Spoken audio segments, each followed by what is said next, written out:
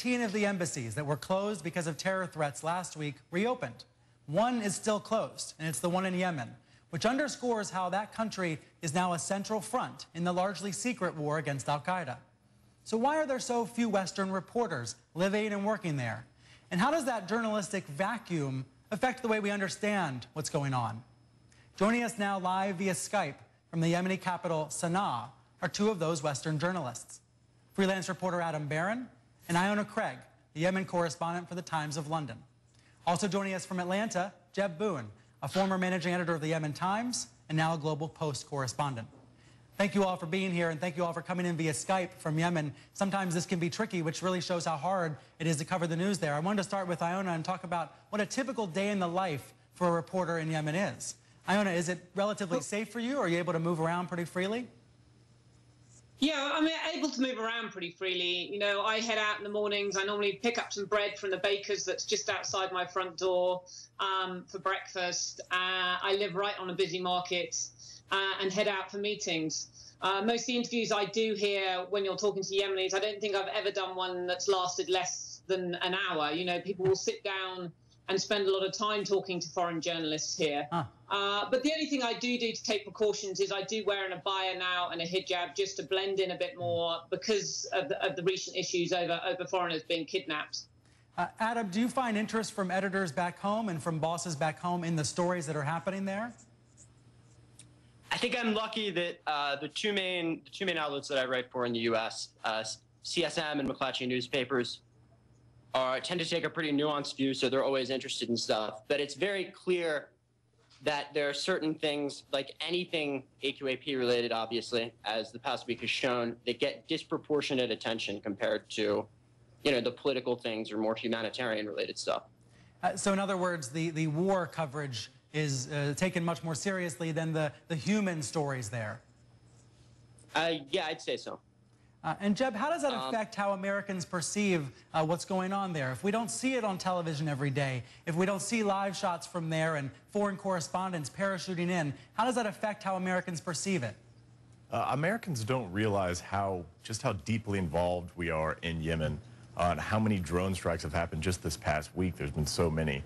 And it's important to realize that while no one is in these areas, these rural areas where the drone strikes are happening, it may seem sort of a distant occurrence, hard to keep in touch with, and also keep that in mind when the media reports on these types of drone strikes. They're relying on reports from elsewhere, and they might not quite be sure what's going on either.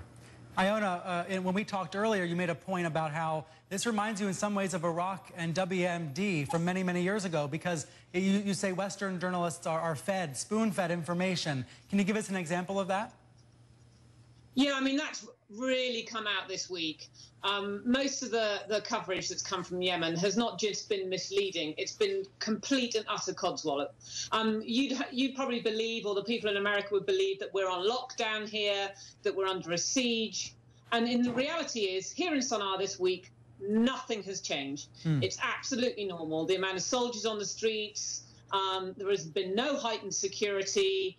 And the only difference has been this US surveillance plane that was buzzing over the city for several days. So, yeah, and the spoon-feeding aspect is that all of this was instigated by, you know, unnamed officials in the White House in Washington without any verification of that. And people, you know, the media organizations have completely swallowed that information without questioning it or actually using their own brains to think whether that may or may not be correct.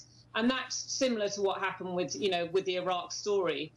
So this has all been sort of hugely hyped up here as a pretext then, as Jeb mentioned, this kind of soaring number of drone strikes this week. Adam, I suppose if there's any optimistic take on this, it's that you all are there and that thanks to Skype and Twitter, you're able to get the word out in a way that people couldn't do 10 and definitely not 20 years ago. Yeah, I can't imagine what it would be like to do this prior to the internet and stuff. And right. I think when it comes down to it, I think when you look at me and Iona and our other colleague Casey Coombs' coverage, it's very clear the difference between someone who's writing about Yemen from Washington, D.C. or Cairo versus writing from Yemen. And I think when it comes down to it, one of the reasons why there's such an issue with a lot of coverage of Yemen is that it's being covered from elsewhere when this is a country that you really need to be deeply enmeshed in to really understand. That's a great reminder for all journalism, for that matter, the value of being on the ground. Adam, Iona, Jeb, thank you for joining us. Thank you. After the break, ESPN.